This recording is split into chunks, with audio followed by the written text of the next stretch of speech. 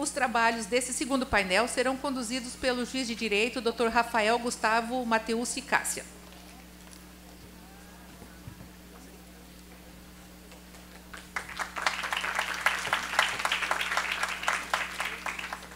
Dr. Rafael é graduado em Direito pela Universidade Norte do Paraná, Unopar, em Londrina.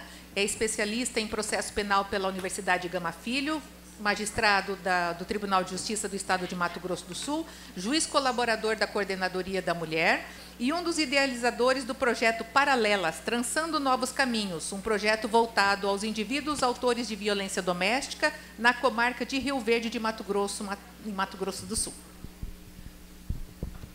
Boa tarde a todos.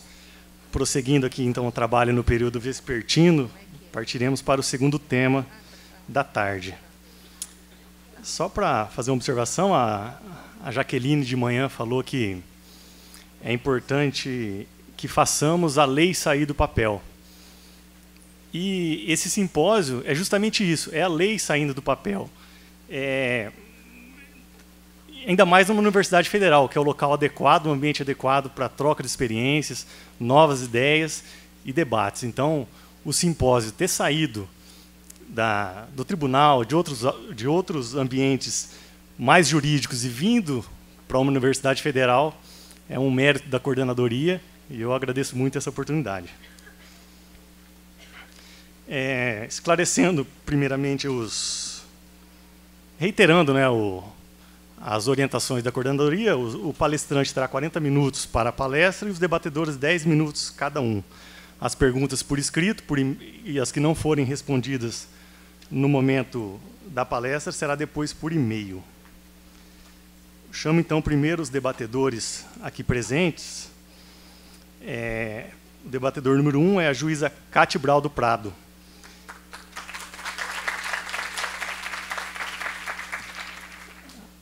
A juíza Cátia Brau do Prado é graduada em Direito pelo Centro Universitário da Grande Dourados.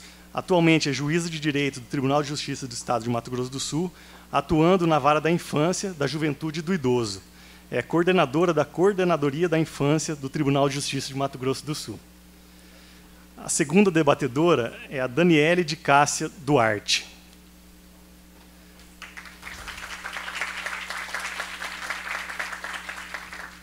A Daniele é graduada em Serviço Social no ano de 1995 pela UCDB, Universidade Católica Dom Bosco, é especialista em política de atendimento à criança e adolescente pela Universidade Estadual de Ponta Grossa, especialista em metodologias e gestão, Uniderp em 2013, cursando especialização em psicodrama e é mestre em ciências da educação.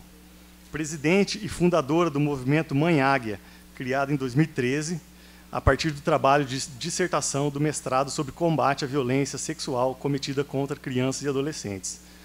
Cursou Impactos da Violência na Saúde pela Fiorocruz em 2014. Representou por 2 anos o movimento Mãe Águia na coordenação da COFAC-MS.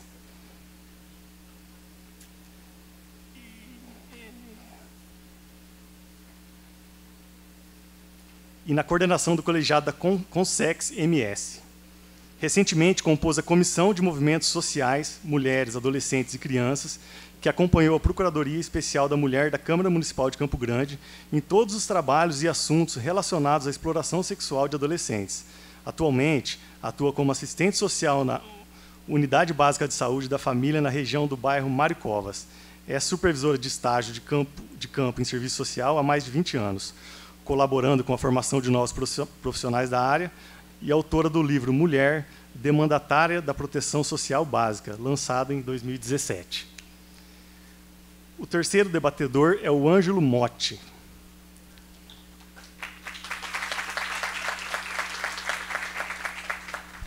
Ângelo Motti é graduado em formação de psicólogo pela Universidade Católica Dom Bosco em 1980, pós-graduado em nível de especialização em psicologia social, tem experiência na área de psicologia, com ênfase em papéis e estruturas sociais, atua com extensão universitária desde 1998 na Universidade Federal de Mato Grosso do Sul, onde coordena o programa Escola de Conselhos.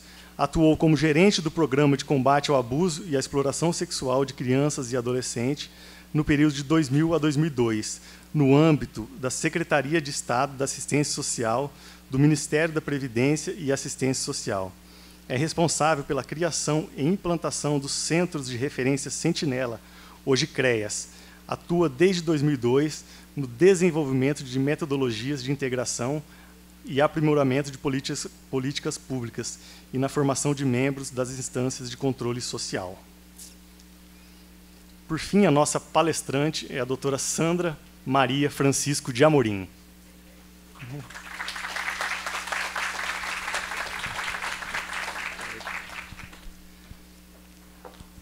A doutora Sandra tem graduação em Psicologia pela PUC Rio de Janeiro, é mestra e doutoranda pelo Instituto Superior de Psicologia de Lisboa, em Portugal, professora adjunta do curso de Psicologia da Faculdade de Ciências Humanas da Universidade Federal de Mato Grosso do Sul, membro do programa Escola de Conselhos da Universidade Federal do Mato Grosso do Sul e do Centro de Referência de Estudos da Infância e Adolescente, ex-conselheira do CONANDA, Conselho Nacional dos Direitos da Criança e Adolescente.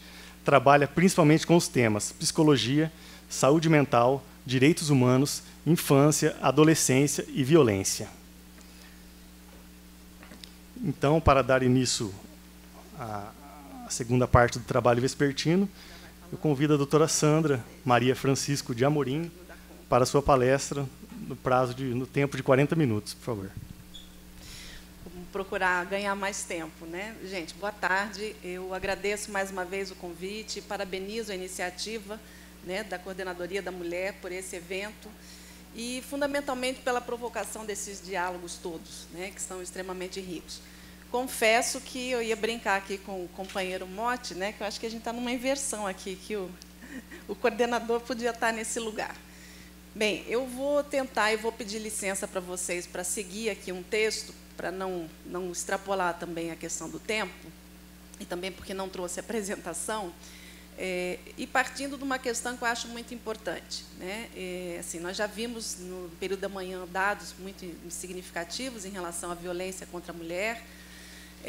Acho que nós temos vários elementos que estão aí combinados, mas indiscutivelmente, né, falar de violência contra meninas e adolescentes é um tema de extrema complexidade que, com certeza, a gente não vai dar conta, né? Então, vou dizer para vocês que meu propósito, na verdade, não é de tratar de todas as questões que estão aí colocadas, mas muito mais de provocar, né? De provocar reflexões, pensamentos e uma questão que a Thaís colocou muito bem, né? A implicação nossa em todas essas questões, né? Questões que a psicologia trata bastante, né? Bem, antes da gente falar especificamente sobre a temática, eu gostaria de apontar, né, algumas questões que não sei se existe essa unanimidade aqui de informações, mas eu, e até em função da maneira como a gente tem organizado, né, essas ideias, a gente parte dos pressupostos, vamos dizer, legais, né, em relação àquilo que tem, vamos dizer assim, e o Brasil é um dos países com as leis, né, em relação à infância e adolescência mais avançados do mundo, e, a partir daí, a gente começa a nossa discussão, né, sempre com a questão de fundo que já foi apontada, né? Porque as distâncias entre leis e práticas, né? O que constrói, o que faz com que isso permaneça. Bem, em relação às questões, os marcos, vamos dizer assim, que nós temos, né? A Declaração de Genebra de 1924 foi a primeira normativa internacional a garantir direitos e proteção especial a crianças e adolescentes. A gente não tem tempo para isso, mas para pensar. A categoria infância e adolescência foi algo que foi pensada, né, muito recentemente. Questões de violência a partir do século XX em relação a crianças e adolescentes.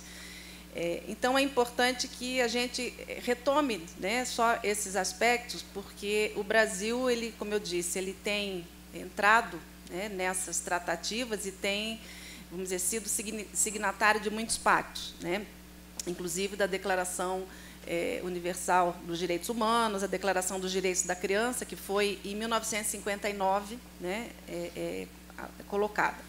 Nós temos outras tratativas, mais especificamente em relação à infância e adolescência, né, a gente menciona essas, né, e especificamente agora em relação a meninas, a gente tem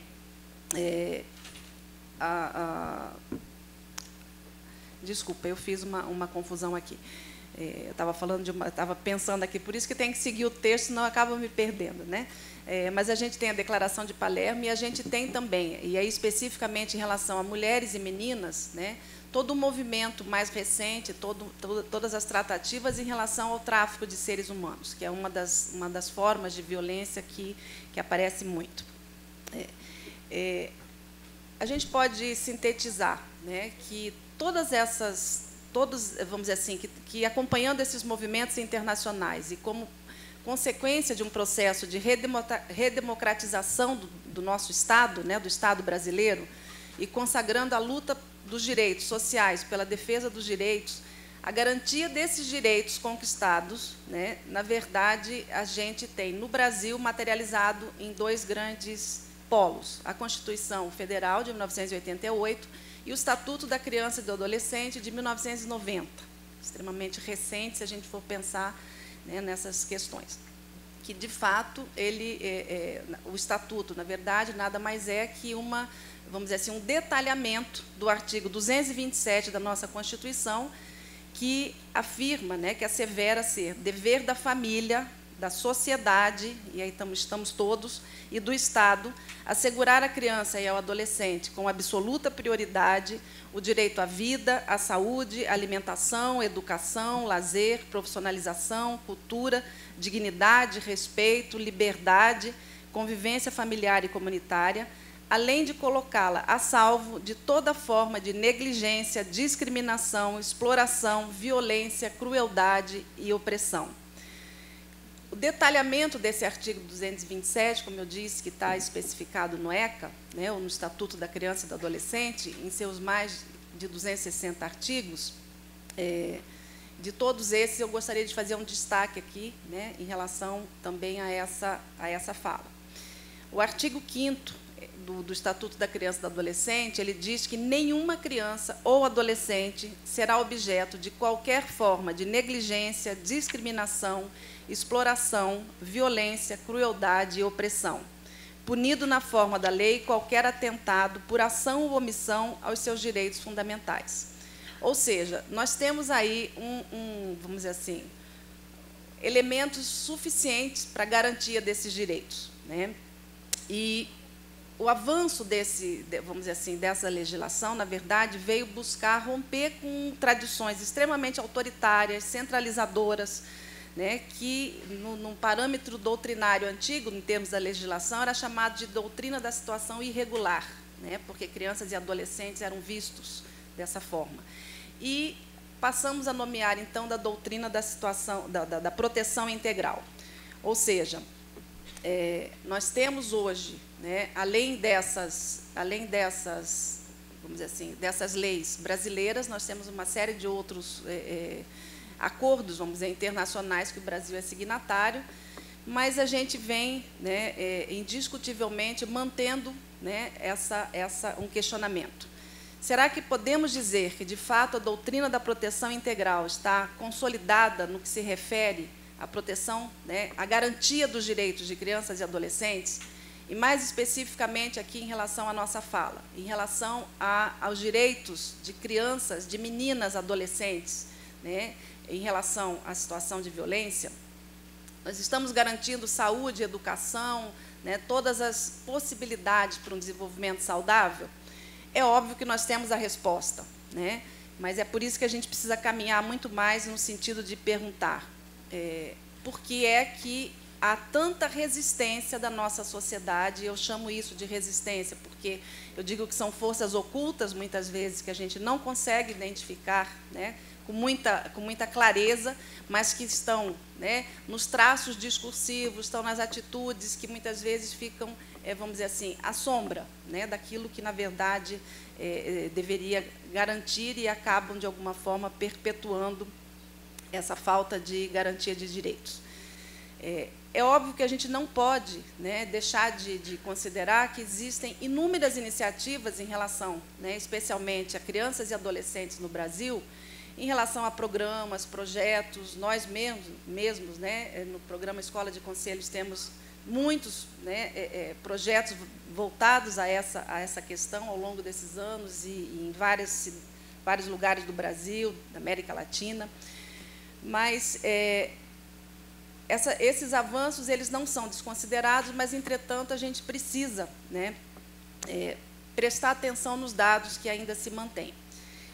Especialmente porque alguém também já comentou, né, numa outra mesa, em relação ao indiscutível retrocesso, né, que acaba em relação às nossas políticas, em relação aos investimentos nas políticas, especialmente das populações infanto-juvenil, né, e mulheres.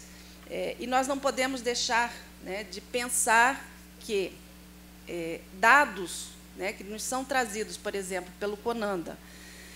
Atualmente, no Brasil, 6,5 milhões de crianças e adolescentes sofrem algum tipo de violência. 18 mil sofrem violência física diariamente. Aqui se referindo à violência doméstica. Nós não vamos inserir aqui a questão da mortalidade, por exemplo, de adolescentes, porque, né, vai ser da esfera mais do masculino. Mas vamos pensar nesses números, né? 6,5 milhões de crianças e adolescentes sofrem algum tipo de violência doméstica, 18 mil sofrem violência física diariamente, 300 mil são vítimas de violência sexual. Em 2014, foram notificados cerca de 25 mil atendimentos de algum tipo de violência em relação contra adolescentes. A violência física, e aqui eu quero começar a marcar mais essa questão, né, da questão de meninos e meninas. A violência física foi revelada como mais acometeu adolescentes na faixa etária de 10 a 14 anos, correspondendo a 36% das notificações. Em segundo lugar, a violência sexual. E aí é interessante observar que, quando a gente vai identificar qual é a população que está tendo seus direitos violados, a gente vai observar que a violência física está quase que 90% vinculada aos meninos e a violência sexual quase 90% vinculada às meninas, né? Quer dizer, reflete bem essa cultura que a gente vem discutindo nesse encontro aqui. E aí também um outro dado interessante, enfim, falam de outras violências também, né, como a violência psicológica, a negligência, mas também é interessante destacar que, em relação ao agressor, né, a violência física, em geral, é perpetrada pela mãe ou pela cuidadora, né, a pessoa que cumpre essa função, e a violência sexual pelo pai, né? Então, aí fica ainda mais evidenciadas as questões ligadas aí. Um outro dado, né, que é bastante assustador, né, que se fala muito na questão dos estupros, né, que acometem mulheres, mas o IPEA traz um dado que, no último levantamento, que 70% dos estupros, né, que aconteceram no Brasil aconteceram com meninas menores de 18 anos, né, que é um dado bastante preocupante.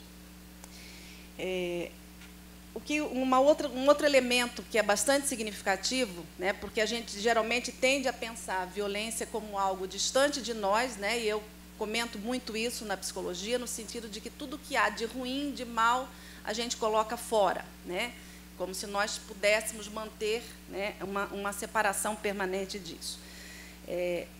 Um outro dado que é muito importante se destacar é que a proximidade, né, do agressor, no caso das meninas, né, a agressão geralmente é feita, a violação do direito, por pessoas muito próximas, e cerca de 87% a 88%, né, perpetrado por pais, padrastos, irmãos, avós, né, e conhecidos muito próximos da família.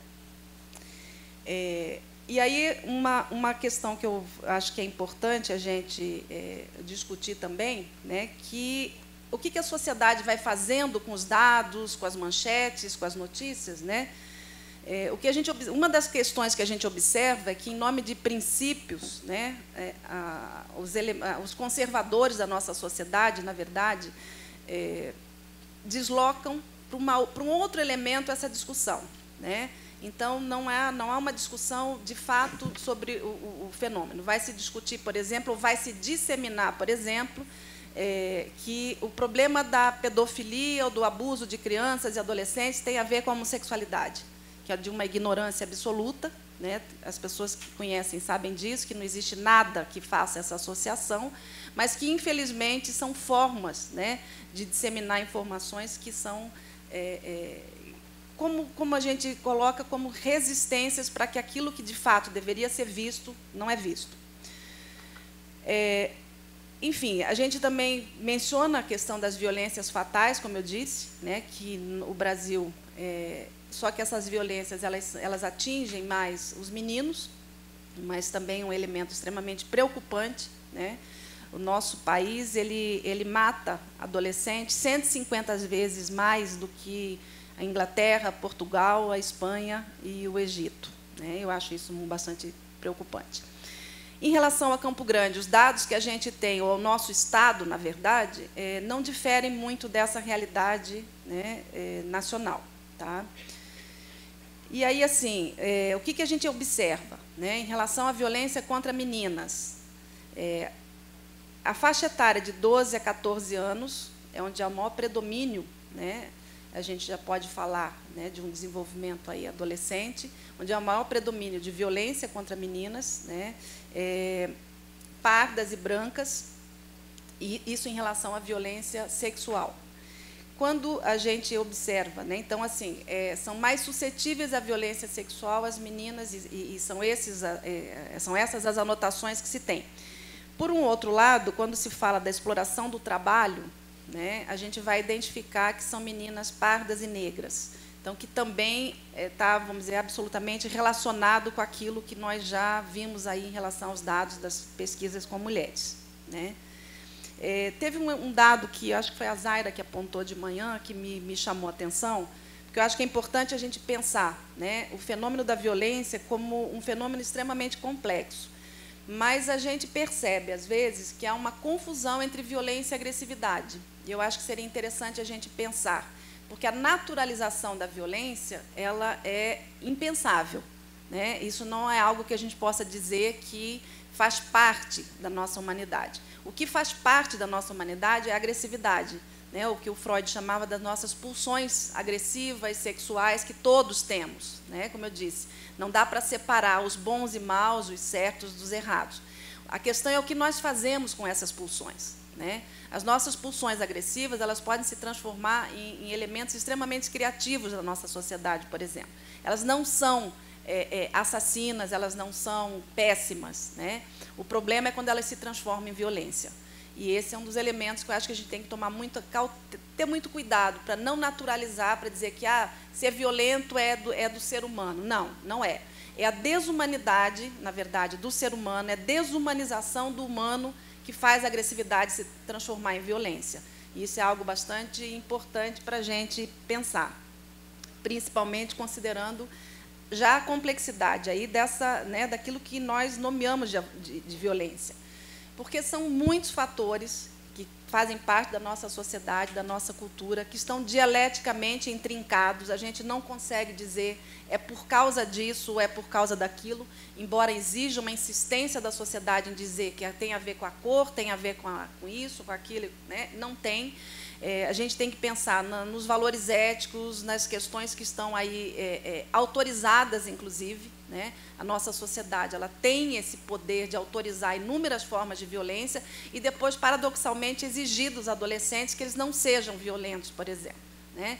Ou de que isso possa ser, vamos dizer, caracterizado como algo absolutamente individual.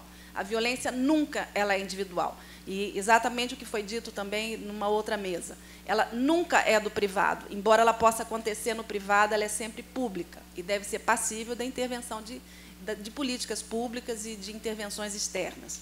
Essa ideia de que, não, está lá dentro da casa, não vamos meter porque é filha do sujeito, porque a mãe... Não.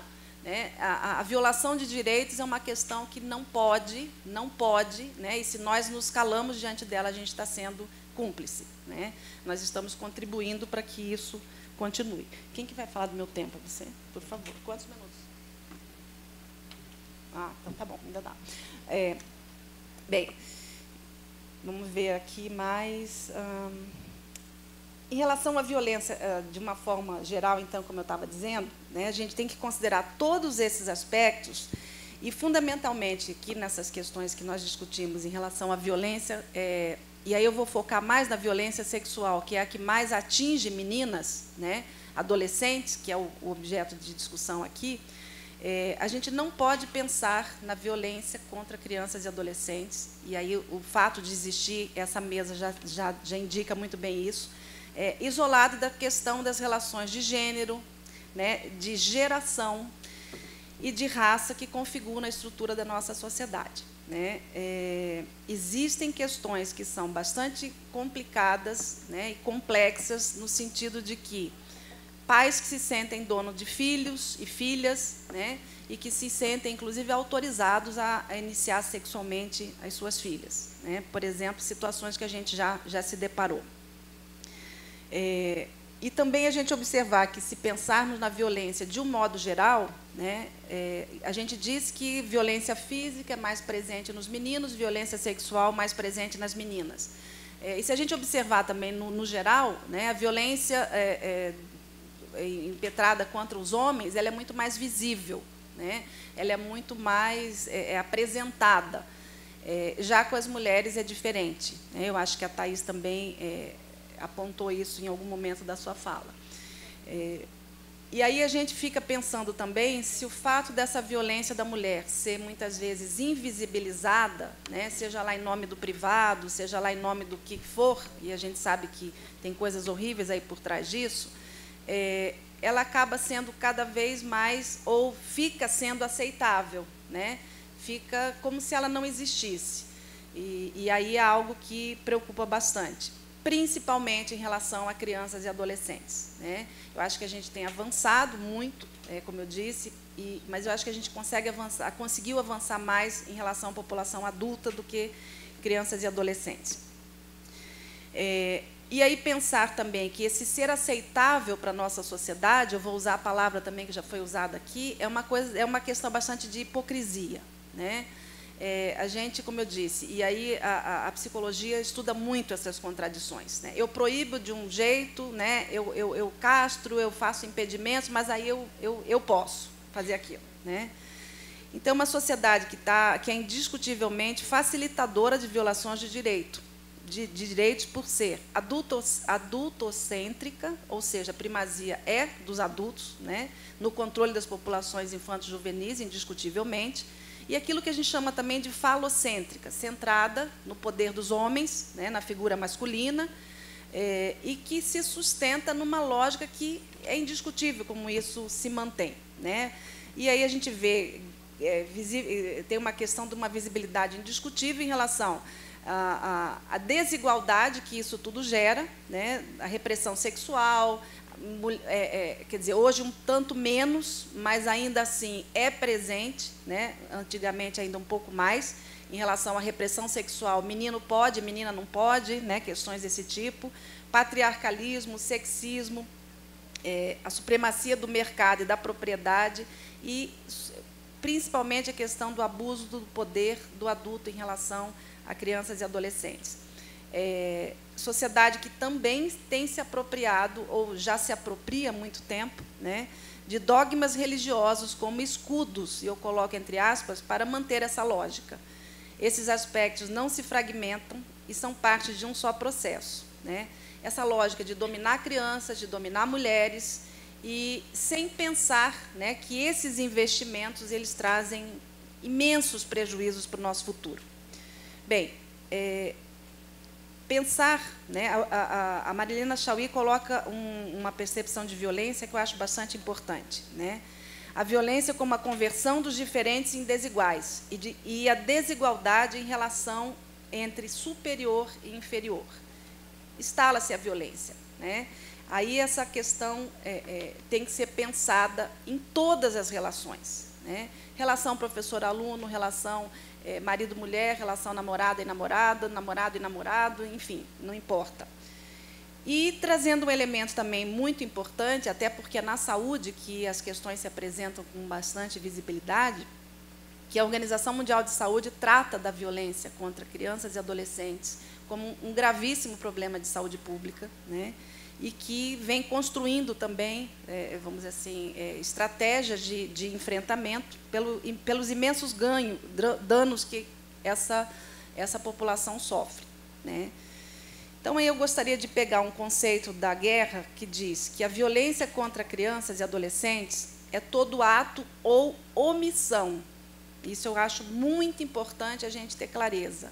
Ah, mas eu não fiz nada. O não fiz nada já pode ser uma violência, né? Porque a violência é todo ato ou omissão, né, praticado por pais, parentes, responsáveis, por toda a sociedade, que pode trazer algum dano para aquela criança, né, para adolescente. Implica, de um lado, uma transgressão do poder-dever do adulto, né, e, por outro, por uma negação do direito das crianças e adolescentes. A gente tem aí vários tipos de violências tipificadas, né, a negligência, a falta de cuidados que caracteriza isso, falta de possibilidades, quer dizer, sem confundir negligência com dificuldade financeira, que muitas vezes as pessoas atrelam, né, uma coisa que não tem nada a ver com a outra. A negligência é quando existe condições, mas que a criança não é cuidada, seja do ponto de vista da alimentação, da educação, né, de qualquer ordem. Aspectos psíquicos, afetivos.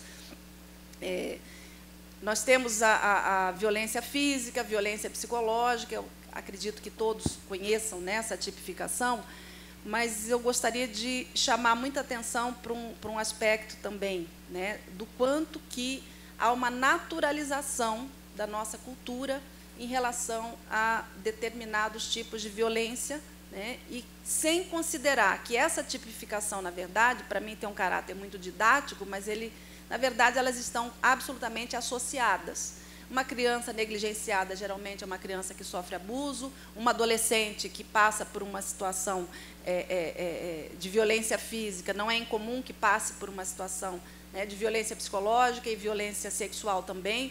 Então, assim, em que medida que há um mau uso, inclusive, dessas questões quando se pontua a violência, né? Não, vamos falar da violência física, como se não existissem outras violências aí associadas, como uma forma de manter, né? Então, dar palmada pode, mas espera aí, nós temos pessoas, inclusive, que são do âmbito da lei, que estão aí defendendo que criança deve apanhar, mas isso aí é rasgar o estatuto, né?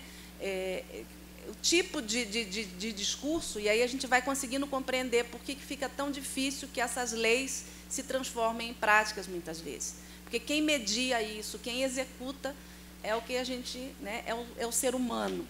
Né? E, como foi muito bem colocado antes, nós temos que nos haver com a nossa humanidade. Né? O que a gente tem, de fato, pensado, sentido, né, em relação a essas situações. Porque a banalização ela é completamente observável. Né? Eu sinto que o tempo todo eu estou falando uma coisa bastante óbvia. Né? E aí é interessante um outro aspecto também, né, que isso remete muitas corresponsabilidades, porque a violência sexual ela é considerada, do ponto de vista da saúde, subnotificada. Um dos avanços que a gente tem na legislação brasileira é a obrigatoriedade de notificação por parte dos profissionais, quando adolescentes, crianças e adolescentes aparecem, né, na saúde com alguma situação, algum sinal de violência, mas, infelizmente, ainda não atinge a totalidade. Né? E também, embora tenha um índice elevado, é um tipo de violência que ela é a menos notificada, é a violência sexual, principalmente quando a violência é intrafamiliar. Né? Então, aí a gente já percebe que existe um pacto, né? E que, obviamente, não é simples de se quebrar, porque é um pacto familiar que, inclusive, se coloca como se fosse uma proteção dessa unidade familiar, e sem perceber que há uma desproteção absoluta da criança. E é bastante, cada vez que a gente se aproxima dessas realidades, é bastante preocupante, porque eu já ouvi de pessoas, eu já ouvi de mães, né, que de fato, responsabilizam as meninas por terem seduzido seus pais. Isso não é incomum na nossa cultura. Então, o que a gente vê, na verdade, é uma repetição, né, daquilo que, quer dizer, é uma repetição que, na verdade, a gente não se dá conta. Né? Agora eu vou ter que correr. Olha, isso é porque eu estou seguindo aqui, né, que é muito assunto. Só vamos ver aqui, eu trouxe algumas falas aqui. Uma questão importante para a gente pensar é que o conceito de violência, muitas vezes, também não é disseminado entre os adolescentes. Então, ele vive sob a égide da violência sem nomear aquilo como violência. Do tipo, não, eu nunca sofri violência, minha mãe só batia em mim, violência nunca sofri. Aí você pergunta, mas o que então é violência? Né? Que tipo de... Então, essa naturalização passa, inclusive, pelo discurso dos adolescentes, das adolescentes e das mães, né, que muitas vezes são as maiores transmissoras dessas informações, né, no sentido da maior proximidade. Uma outra preocupação muito grande, que também é completamente identificada, é a grande responsabilização de uma adolescente pelo abuso sexual que ela sofre, né, onde o abusador passa a assumir uma posição de vítima e de refém de seus instintos sexuais, ao invés de ser responsabilizado. Isso é terrível, né? Ah, mas a gente tem pulsões sexuais. Sim, todos temos, como temos as agressivas também. Mas entre eu desejar alguma coisa e eu realizar o meu desejo, existe algo chamado interdição, algo chamado, né, censura, algo chamado superego pela psicanálise, que a gente precisa estabelecer nessa relação. Então, assim, as explicações também passam muito no sentido como se a gente tivesse sempre, né, a adolescente tivesse sempre, vamos dizer assim, aberta para receber do velho, né, no sentido de que o velho manda no novo, e a sexualidade à disposição daquele que se deu vontade, e se ela estiver na linha de tiro, vai ser com ela mesmo. Quer dizer, é muito terrível esse tipo de questão, né? E a gente percebe claramente, né, que isso tudo é absolutamente tratado na mídia, nas histórias infantis. Então, a gente precisa transformar isso, felizmente, vem se transformando. Mas essa estipulação de papéis femininos, das menininhas que são mais dóceis, boazinhas, como já foi apontado, e os meninos mais valentes, mais briguentos, mais isso, traz vamos dizer assim, um território muito fértil para que se mantenha essa violação de direitos contra meninas, adolescentes, especialmente em relação à sexualidade, né? De mães apontarem isso, né, de mães trazerem, em relação à própria filha, né, de que aquela menina era muito assanhada, e a menina dizia assim, mas é só que eu sou muito alegre, eu sou muito falante. Não, foi o seu assanhamento que fez ele fazer isso com você, né? E esse repasse, infelizmente, a gente precisa trabalhar, né? Eu acho que as leis, elas estão aí, elas estão apontadas, mas a gente precisa realmente trazer, vamos dizer assim, para a nossa realidade, para o nosso discurso do cotidiano, para as salas de aula, para as escolas, né, para as universidades, fundamentalmente para as escolas onde transitam essas adolescentes, mas aí nós vemos um outro retrocesso, né, uma tentativa de barrar uma discussão como essa, né, que seria fundamental para a garantia dos direitos dessas crianças e adolescentes. E eu nem mencionei um outro direito, né, que eu me lembrei agora, que o nosso querido Vanderlino Nogueira Neto, que faleceu recentemente, né, que era um defensor intransigente dos direitos, ele falava muito, né, da questão dos direitos sexuais e reprodutivos de crianças e adolescentes. Ele afirma que a sexualidade humana deve ser reconhecida e garantida como um dos direitos fundamentais da pessoa. Destaca que a liberdade afetivo-sexual de crianças e adolescentes só tem o seu, vamos dizer assim, exercício limitado pelas leis em função da sua condição de desenvolvimento. Mas os direitos sexuais devem ser garantidos, e sempre de maneira emancipatória e não castradora, né? A negação da sexualidade, que é o outro absurdo, né, é um dos elementos mais significativos para o abuso e a violência contra crianças e adolescentes, especialmente contra meninas, né? A desconsideração pelas características, pelas idades, pela importância que a sexualidade tem no desenvolvimento psíquico das pessoas, inclusive, é absolutamente desconsiderada, e a psicologia tem muito a dizer sobre isso. Então, esse diálogo ele é bastante fundamental quando a gente pensa, né, nas imensas contradições que a gente tem. Eu realmente acho que eu estava viajando quando eu pensei aqui, né? Uma questão que é importante a gente pensar, que nossas adolescentes, elas não são objetos, como não são objetos, né? Adolescentes, as nossas mulheres. Uma outra questão importante quando a gente fala dessa objetalização, e recentemente nós discutimos aqui, né, o casamento infantil, a partir de um documentário que, né, passamos aqui, um recorte importante para mostrar que a nossa sociedade é absolutamente contraditória, né, é que fazer sexo com menores de 14 anos é definido como estupro de vulnerável.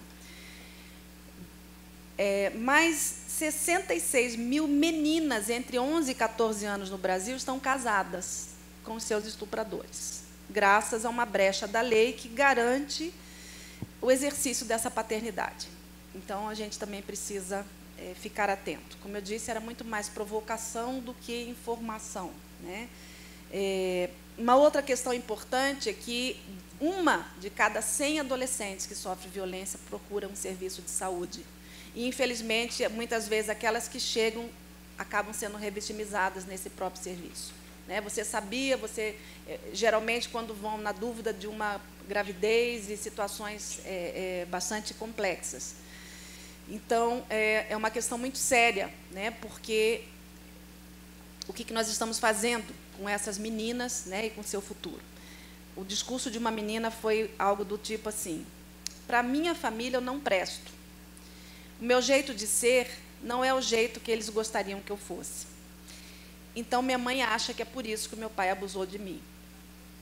Olha aqui, né, uma menina de 14 anos. Bem, vamos tentar aqui correr para o final. Eu gostaria de destacar fundamentalmente que, para além da mudança da nossa cultura, né, do sentido mais de levar discussões que sejam fundamentadas, que não sejam, né, como infelizmente eu tive o desprazer de ouvir de uma pessoa do campo da justiça, quando perguntei a ele sobre a fundamentação de uma determinada defesa que ele fazia, ele me disse que era a Bíblia, né? Com todo respeito à Bíblia, às religiões, eu acho que nós precisamos de garantia de direitos com transformações de cultura, não com o uso de religiões ou com outros artefatos, para não se deparar com aquilo que é da nossa humanidade, né?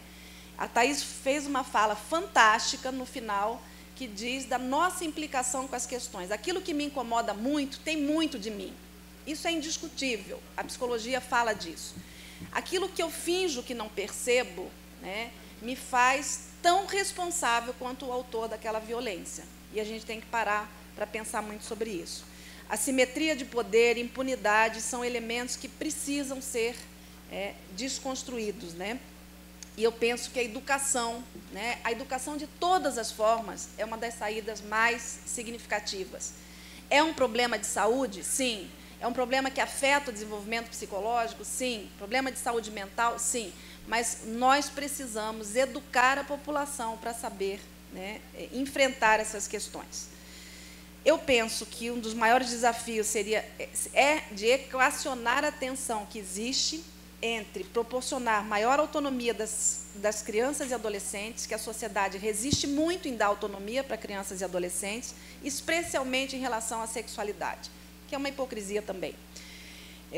Isso é, talvez, uma das grandes questões que a gente precisa levantar, né, nessas possibilidades de diálogos, principalmente, já vou concluir, que a gente precisa ter clareza que proteger é permitir emancipação, né? E eu falo isso com bastante propriedade, porque a gente trabalha com crianças e adolescentes há bastante tempo. Crianças que são extremamente protegidas do ponto de vista de coibidas a serem autônomas, elas não são pessoas independentes, né? Então, cuidado não é protecionismo, como saúde não é assistencialismo, né? Eu acho que é uma questão importante. Deixa eu só colocar aqui, para fechar mesmo, infelizmente não deu, mas eu posso depois passar. Se tomarmos a afirmação de Simone de Beauvoir, né, de que não nascemos mulheres, mas nos tornamos, eu deixo uma questão, então. Que mulheres vão se tornar as nossas meninas se não houverem transformações, né? Que mulheres nós estamos construindo? E nós estamos, sim, convocados a explorar a nossa humanidade, Nós temos leis fantásticas, nós temos teorias fantásticas, nós temos muitas coisas à nossa disposição, mas a gente ainda tem uma paralisia que precisa ser, vamos dizer assim, acionada, né? E eu acho que um evento como esse faz parte desse processo. Obrigada.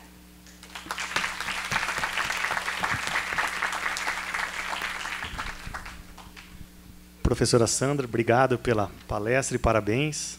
Isso que a senhora encerrou falando que temos boas leis, o ECA é uma ótima lei, mas falta a aplicabilidade adequada, né? O ECA já tem mais de 25 anos, foi 25, 27 anos. Espero que um dia possamos, num simpósio desse, discutir o sucesso do ECA, né? Então vamos iniciar os debates. Primeiro debatedor é a juíza colega Cátia Brau do Prado. A senhora tem 10 minutos também como debatedora. Boa tarde. É uma grande alegria participar de um evento como esse. Quero cumprimentar minha colega Jaqueline, Rafael, os colegas da mesa, especialmente a doutora Sandra, que é sempre um prazer ouvir o que ela tem a dizer. E eu trago algumas contribuições a respeito da minha realidade na vara da infância e da juventude, na aplicação de medidas protetivas para as crianças que foram vítimas de violências, né? E houve uma omissão da família, da sociedade ou do Estado, a ponto de que o próprio Poder Judiciário fosse chamado a intervir. Quando nós falamos sobre violência e gênero, eu poderia trazer um dado objetivo da nossa central de depoimento especial. Ela funciona já desde 2010, e no último recorte que fizemos dos 2 últimos anos de atendimento, 75% das vítimas menores de 18 anos, né, de algum tipo de violência, eram meninas, né? Então, não podemos pensar que nesse aspecto há igualdade. Não é. As mulheres, elas continuam sendo as maiores vítimas na infância. E só um pequeno detalhe, a minha vara também cuida da proteção dos idosos. E vocês imaginam quem são os idosos que sofrem maiores violações de direitos na área de violência física, patrimonial e psicológica? Eu intuía que eram os homens, porque eu pensava assim, toda mãe, quando envelhece, vira santa, né? Então, todo mundo vai proteger a mãe. Pois, olha, não é verdade. Na velhice, são as mulheres também as vítimas, ou seja, a gente nasce, cresce e morre apanhando, não é? Bom, eu queria apontar para vocês algumas questões derivadas da minha observação sobre o relacionamento da família com essa questão da violência contra as meninas.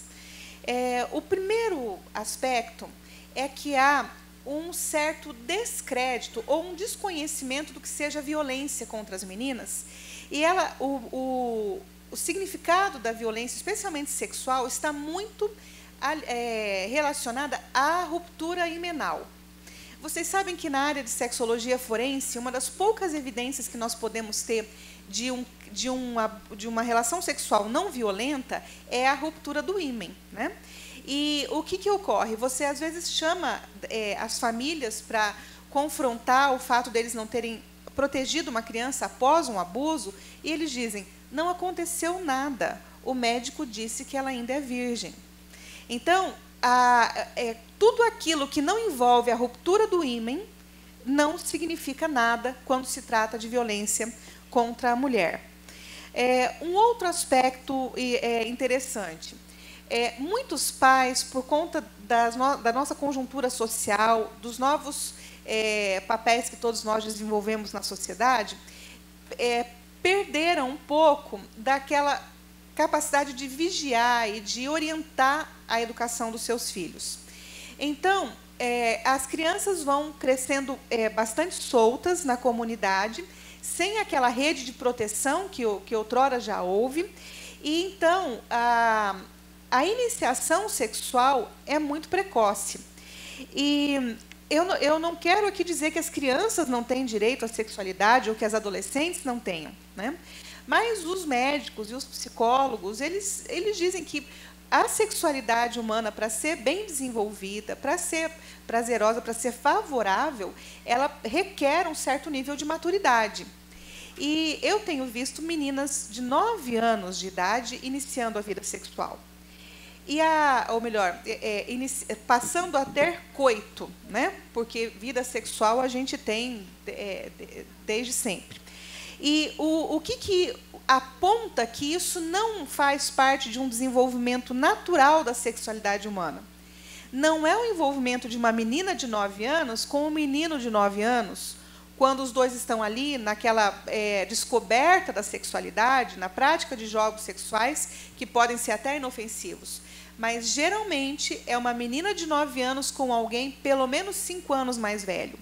E isso já envolve uma relação de poder de alguém sobre ela, né? E aí, então, é que a gente diz que essa precocidade na iniciação, né, da prática dos coitos vaginal, anal e oral é que tem sido prejudiciais às meninas. Por outro lado, como essa iniciação ocorre cedo, os pais, muitas vezes, não sabendo como orientar aquela situação, concordam em entregar a menina para um casamento precoce, né? Não são casamentos formais, mas são meninas adolescentes que encontraram num outro homem que tem a idade para ser o pai dela a contenção que a família gostaria que ela tivesse e que não conseguiu dar. Então, assim, é melhor ela estar vivendo com esse homem que é bom e trabalhador do que viver galinhando por aí, que é o termo que eles mesmos usam. Essa permissividade para o casamento precoce, para as uniões precoces, leva à gravidez precoce, que é altamente prejudicial para o desenvolvimento do corpo da mulher, além dos prejuízos para o próprio bebê, leva ao afastamento da escola e também à iniciação precoce no mercado de trabalho informal. A gente observa que faltam fatores de proteção na nossa sociedade para que as crianças, as meninas, se desenvolvam adequadamente. Há um outro aspecto também do proveito da família quando a menina é explorada sexualmente. E uma outra questão que chama muita atenção é o que a gente chama das mães abusadoras, que são a gente chama de mães abusadoras passivas. Elas, provavelmente, por conta das próprias experiências do passado, elas não conseguem proteger suas filhas. Elas vivem num estado perene de negação e elas são incapazes de ver naquele homem dentro da casa delas um potencial abusador e acabam permitindo que a exposição dessas crianças, tanto ao pai quanto aos padrastos e outros parentes, né? Uma outra questão que chama muito a atenção. Há um mito de que a sexualidade das meninas negras é mais precoce. Então, a proteção das meninas brancas é mais merecida, né? Porque as meninas negras elas seriam mais precoces e a gente sabe da origem disso tudo, né? Além desses aspectos familiares, eu queria trazer para o aspecto da violência estatal contra as meninas. A principal delas é a revitimização. Toda vez que uma menina é vítima de um abuso sexual, ela é exposta a inúmeras oitivas, né? A primeira pessoa que ouve, então ela fala na escola, para o conselho tutelar, para o coordenador, para o professor, para o orientador, depois ela fala para um policial, depois ela fala para o delegado, depois para o promotor, para o juiz. Então, ela precisa falar muitas vezes, até que a gente consiga confundir o discurso dela o bastante para a gente poder desmerecer a palavra dela. E um outro aspecto muito importante é o descrédito da palavra das meninas que são vítimas. Porque o raciocínio é o seguinte: se um menino é vítima de abuso, ele foi vítima de coito anal, né? Então, qual que é o raciocínio? Um menino jamais inventaria uma mentira como essa para revelar uma humilhação desse tamanho, se não fosse verdade. Já as meninas, elas são vistas como manipuladoras, como sensuais, como provocadoras, e elas não só são capazes de inventar tudo isso para proteger alguém, como também as mães delas são grandes manipuladoras que, quando querem prejudicar os seus homens, inventam e introduzem na cabeça das filhas uma falsa memória de abuso sexual. Isso é o que a gente tem lido dos acórdãos que nós temos no nosso Estado. O índice de condenação, não só no nosso Estado, como no país, é muito pequeno por causa do descrédito da palavra das meninas. E o que eu poderia trazer de notícia boa para vocês? Hoje, dia 4 de abril, entra em vigor a lei do depoimento especial. Como disse a doutora Thais, ela veio por causa do caso de estupro coletivo no Rio de Janeiro. Então, a partir de agora, se nós aprendermos a trabalhar com essa lei, a menina vai revelar a violência uma única vez, por meio de uma escuta especializada, que vai reunir os elementos mínimos necessários para a aplicação das medidas de proteção e para o início da ação penal. E o depoimento que ela teria que dar para várias pessoas vai ser colhido uma única vez em juízo, por uma técnica especializada, e, desse modo, todas as vezes que alguém precisar saber daquele relato, o relato vai ser transmitido para essa pessoa interessada por uma gravação de áudio e vídeo. Essa lei está entrando em vigor hoje, e nós temos, então, essa boa notícia para o futuro, né? E, para a doutora Sandra, eu perguntaria como nós podemos empoderar as nossas adolescentes para que elas sejam capazes de se proteger e se defender nas situações de violência intrafamiliar. Obrigada.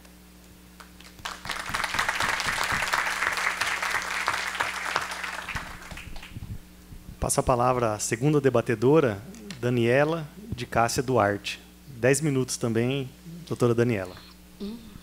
Boa tarde a todos e a todas.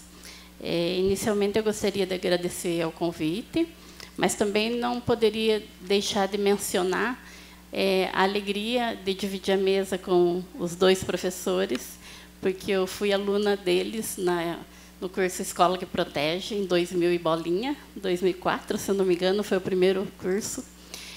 E também com a doutora Cátia, que, se me permite, doutora, vou revelar que nós a consideramos como madrinha do movimento Mãe Águia, porque ela foi uma das poucas que acreditou que poderia dar certo como uma instituição que representa a sociedade civil.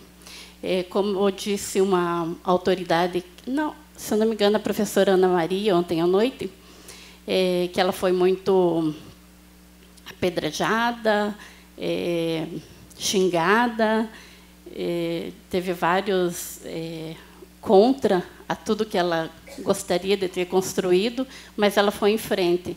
Então, assim, estamos nós hoje aqui dividindo a mesa com a doutora Cátia após 4 anos e 4 meses de constituída a Associação Movimento Mãe Águia de Combate à Violência Sexual de Crianças e Adolescentes. Em 2014, nós atendemos 55 crianças e adolescentes vítimas de violência sexual. Em 2015, nós atendemos 70 crianças. Em 2016, 89 crianças e adolescentes. E em 2017, até julho, nós atendemos 48 crianças e adolescentes. Essas crianças foram e são encaminhadas pela Rede de Proteção à Criança e ao Adolescente. São os conselheiros tutelares, os 3 conselhos, Norte, Sul e Centro, Vara da Infância, Ministério Público, todo o sistema de garantia de direitos, na verdade, e a rede socioassistencial, saúde e assistência. Para poder encarar esse desafio de constituir uma organização que trabalhasse no enfrentamento destas questões da violência sexual, porque, na verdade, a professora Sandra já falou aqui, e nós temos essa consciência de que a criança que chega lá, vítima de violência sexual, já passou, com certeza, por todos os outros tipos de violência. Isso é fato, né? Mas até para poder mensurar um pouco mais e direcionar os estudos mais para essa tipificação, esse tipo de violência, né, que é sexual, e que nós não temos realmente muitos dados. Então, nós nos baseamos muito, temos como direcionamento o Plano Nacional de Enfrentamento da Violência Sexual de Crianças e Adolescentes e o Plano Estadual, que é direcionado e foi construído pelo Comitê Estadual, que é o CONSEX, né? E nós somos direcionados pelos 6 eixos: prevenção, atendimento, responsabilização, protagonismo juvenil, estudos e pesquisas e comunicação. Nós, a princípio, estamos fortalecendo e desenvolvendo as atividades mais especificamente na área da prevenção e do atendimento. Tá? Então, nós temos... agora até nós estamos prestes a participar, se Deus quiser, né, do 2º Congresso Brasileiro, agora em maio, em alusão ao Dia Nacional de Enfrentamento da Violência Sexual, em Brasília. Nós já enviamos 2 trabalhos, inscrevemos 2 trabalhos, esperamos que sejam selecionados. Nós ainda não sabemos como, eu estava conversando com o professor Motti no início, nós não sabemos como ir, né? Mas nós já encaminhamos, ou seja, primeiro eu lancei o coração, depois o corpo vai atrás, não sei como, né? Então, são algumas questões que já foram faladas aqui também, a questão do machismo, da cultura do machismo, que já foi muito falada, bem destacada, a cultura do estupro, né? Nós temos um grande desafio agora neste 2º Congresso Brasileiro, que é trabalhar com todas os novos olhares e novas visões acerca da violência sexual. Então, nós continuamos enfatizando a questão que nós temos que dar mais visibilidade para essas questões da violência de gênero, a violência sexual, e trabalhar muito a intersetorialidade, principalmente das políticas públicas, trabalhar todas as áreas, todas as profissões, né? Então, agora nós temos um projeto sendo desenvolvido chamado Tecendo Conhecimentos em Rede, que proporciona capacitação de vários profissionais, porque muitos realmente já nos relataram que, na prática, não conseguem visualizar, não conseguem atuar da maneira que tem que ser. E nos nossos debates da rede de proteção, existe essa fala da insegurança dos profissionais de ter que tomar uma decisão, ter que tomar uma atitude. Esse projeto foi aprovado pela Brasil Foundation, do Rio de Janeiro, então nós estaremos dando sequência. Nós já trabalhamos em 19 unidades de saúde da família na região sul de Campo Grande, no Distrito Sul. Então, agora nós vamos dar continuidade. Dia 12 de abril, nós estaremos inaugurando o 3º núcleo de atendimento no Jardim Noroeste. Nós temos esses dados que nós já mencionamos para vocês, mas, infelizmente, nós temos uma demanda reprimida de dezenas de crianças. Nós estamos fazendo um novo levantamento, estamos fazendo uma tabulação, porque nós pretendemos comunicar às autoridades que nós estamos com esta demanda reprimida. Então, uma das alternativas foi inaugurar essa unidade no Jardim Noroeste, que é uma região que nós também temos vários encaminhamentos de lá. Vai proporcionar com que novas crianças e adolescentes sejam atendidas. Algo que a professora falou e nós concordamos, principalmente como profissionais da saúde, que existe uma subnotificação de violência realmente, justamente por aquilo que eu mencionei, há uma insegurança, há um medo de que, mas daí vão me chamar, eu não vou saber o que fazer, eu não tenho certeza se a criança foi realmente vítima de violência sexual. Tem a questão de que muitos realmente não enxergam como violência sexual quando a criança é abusada, né? Existem vários tipos de abusos. Então, todas essas questões nós trabalhamos e trabalharemos na continuidade desse projeto, tecendo conhecimentos em rede. Se vocês tiverem oportunidade, por favor, participem ou divulguem.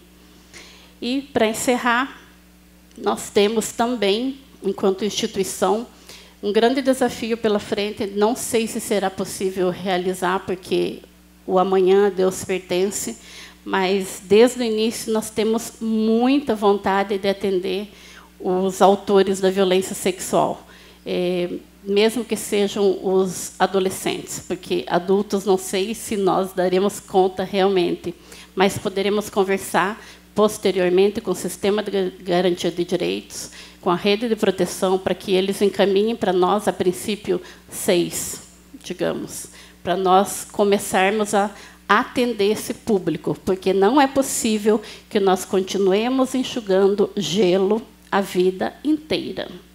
Nós atendemos as crianças, nós atendemos os adolescentes, as famílias estão lá sendo atendidas, mas o autor volta para a residência.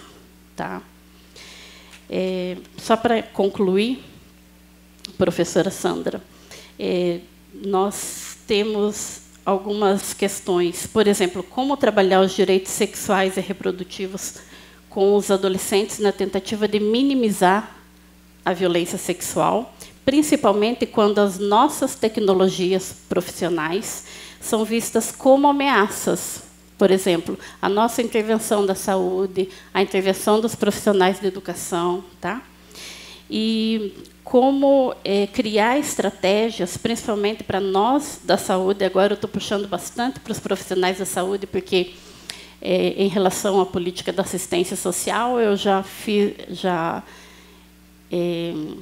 elaborei, lançamos um livro dia 7 de dezembro, então já trabalhamos as questões da assistência. Agora, na saúde, nós estamos estudando, estamos pesquisando e pretendemos também que sejam viabilizados outros estudos. Então, algumas adolescentes relatam para outros profissionais, doutora Cátia, lá na ponta, inclusive para acadêmicos de medicina. E isso tem me provocado muito e me preocupado muito, porque nós, lá na instituição, nós temos o maior cuidado possível para realizar a abordagem com a criança e com o adolescente, principalmente porque, enquanto militante, eu sei, conheço de toda a legislação e estamos sempre próximas, né, em relação à escuta especial. Então, nós temos esse cuidado. Agora, como professora, criar essas estratégias para que os profissionais que prestam atendimento na ponta não revitimizem a criança. Essa é a minha grande preocupação no momento, porque vários já vieram me relatar, vários profissionais me procuram porque, queiram ou não, eu sou referência, né, lá na ponta. Então, eles me procuram e eu já conversei, inclusive, com os médicos lá da nossa unidade de saúde e eles ficaram bem preocupados com a situação. Então, nós estamos conseguindo, eu consigo transitar ali, né? Mas eu tenho essa preocupação em todo o município, é claro. Então, é isso, são algumas considerações, são várias outras, mas, assim, dentro da nossa prática diária, as mais preocupantes realmente são essas mesmo. Agradeço. Obrigada.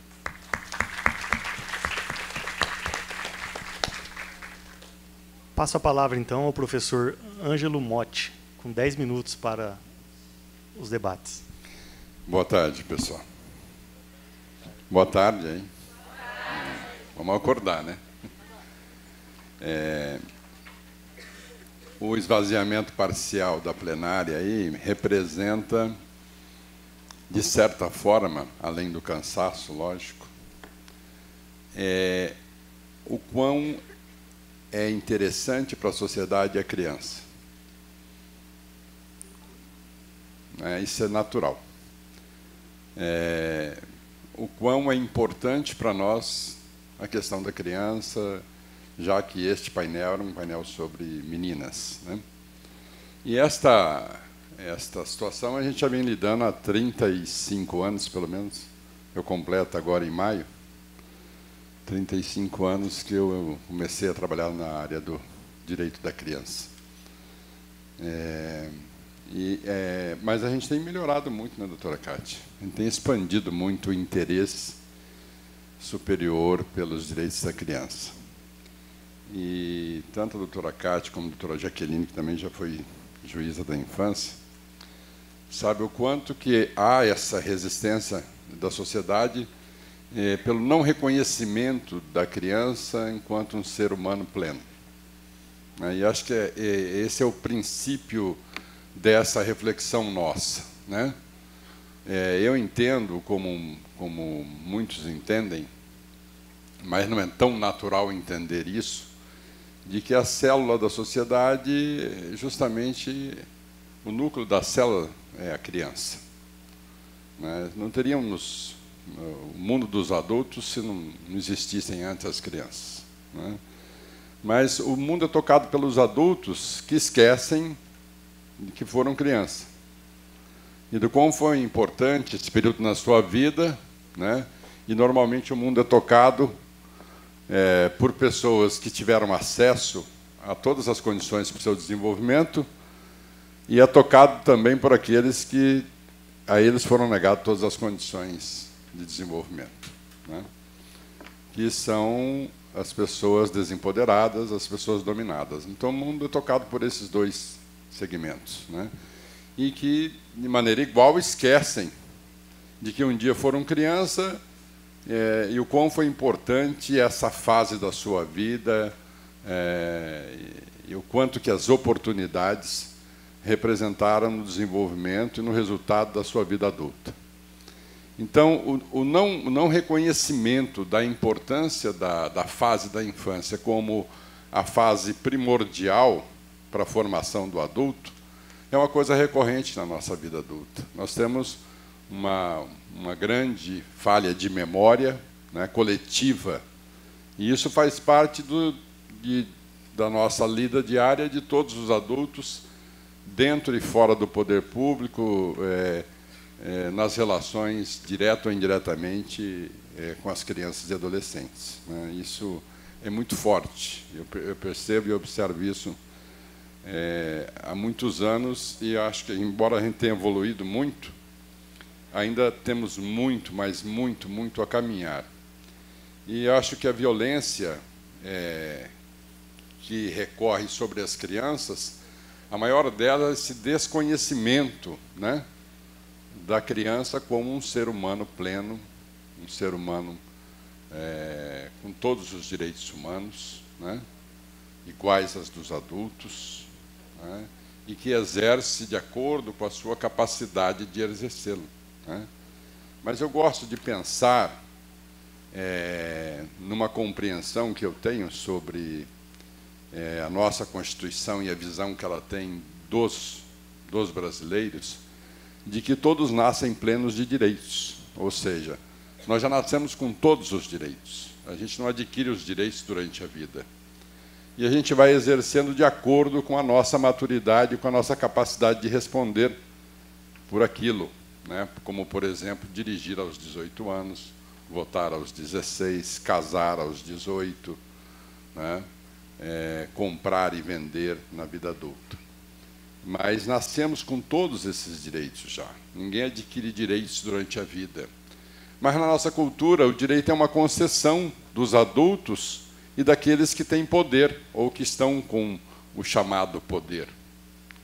Porque, acima de tudo, nós temos uma cultura de desempoderamento do povo, né? O povo ainda não assumiu o poder que está lá na Constituição de 88, que diz que o poder emana do povo.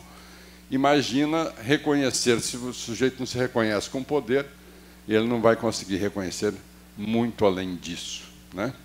E aí reconhecer a criança e o adolescente como pessoas, né, humanas, plenas de direitos e com poder, é impossível, culturalmente, né?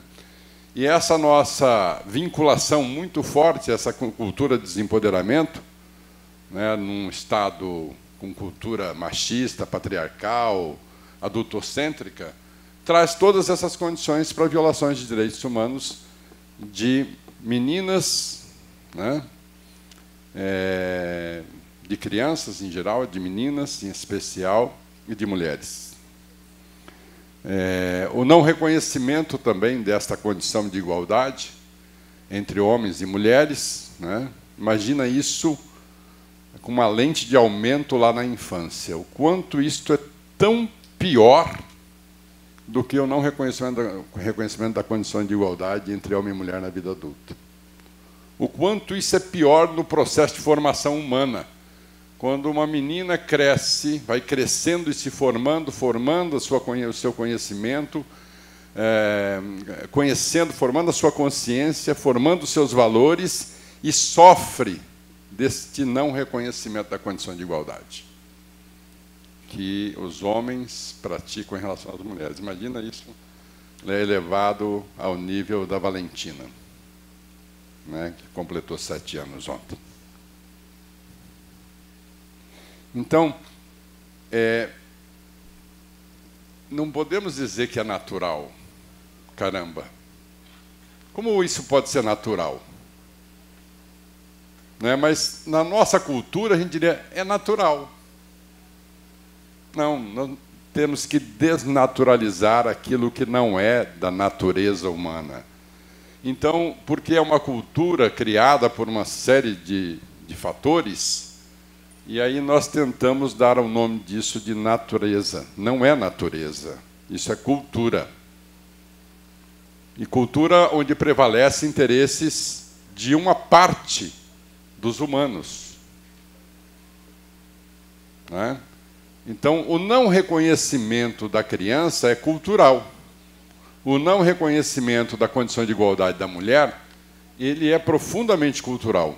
O não reconhecimento da sexualidade da criança é cultural.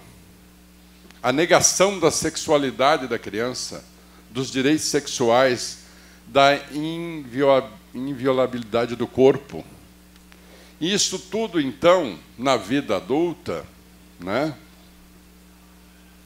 acaba trazendo sérias consequências, porque se você não consegue perceber a sexualidade da criança, né, a criança como uma pessoa que tem direitos sexuais e reprodutivos, principalmente no caso das meninas, porque é uma questão de discriminação mesmo, né, por ela ser menina, né, por ela ser do sexo feminino, na vida adulta há um total desrespeito a isso, porque desde cedo você nunca nem considerou de que uma menina tivesse os seus direitos sexuais e reprodutivos.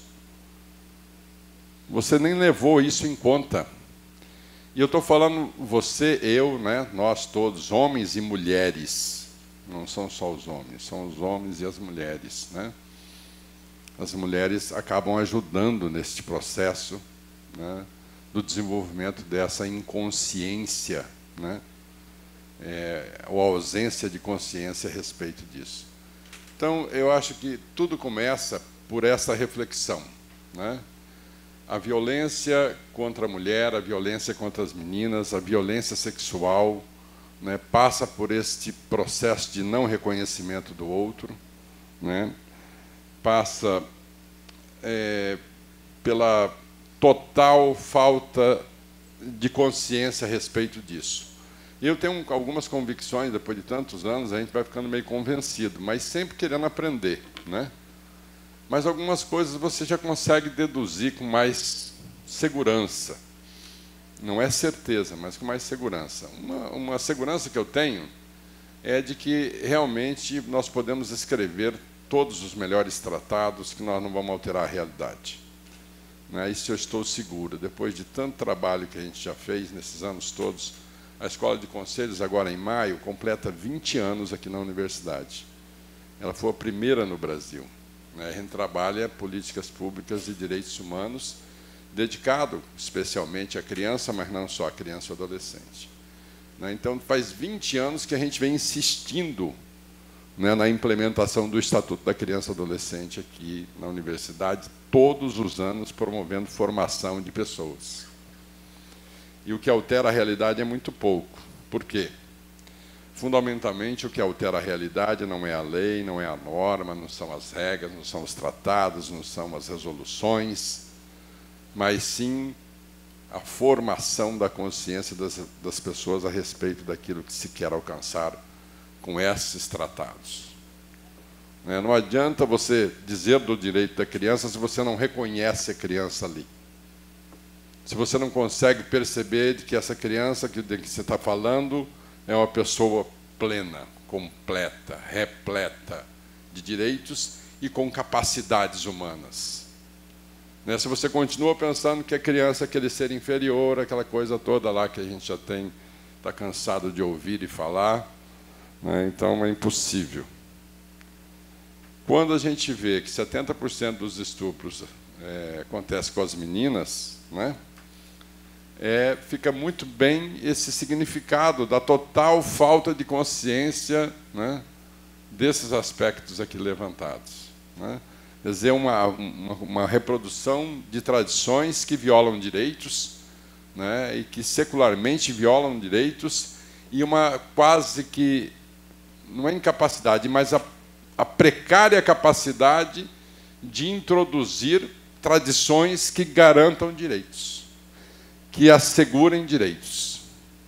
Então, nós temos mais facilidade para reproduzir as nossas velhas culturas que violam direitos do que a coragem, a determinação de introduzir tradições que alterem as condutas, pensando naquela tríade ver, pensar e agir, proposta pelo Antônio Carlos Gomes da Costa, de que à medida que eu vejo a criança como um ser humano pleno de direitos e com quem eu tenho obrigação no seu desenvolvimento, eu vou mudar a minha atitude.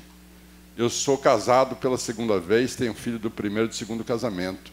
A atitude que eu tive com os meus filhos no primeiro casamento é totalmente diferente do que eu tenho hoje com os pequenos.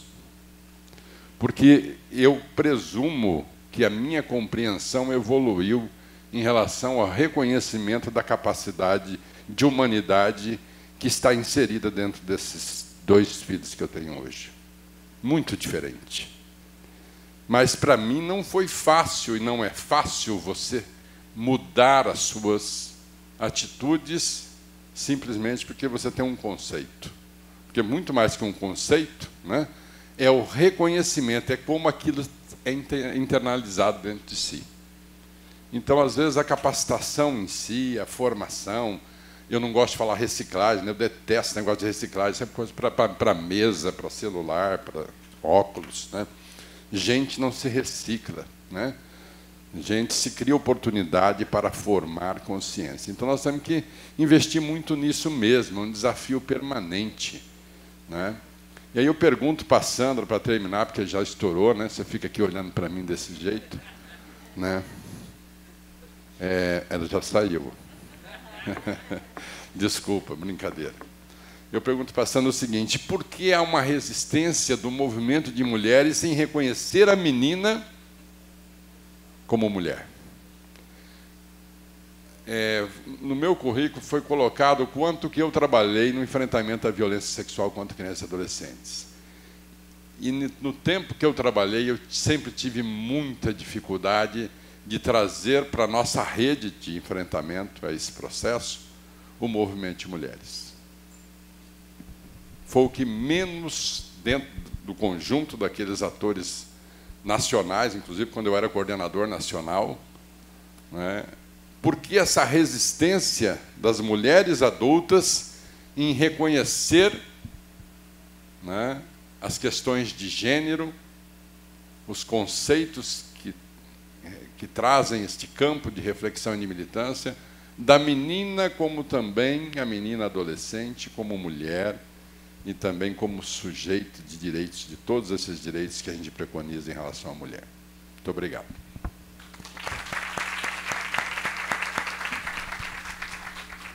Eu observo que as dúvidas, as perguntas serão encaminhadas à palestrante, aos debatedores, e eles responderão por e-mail.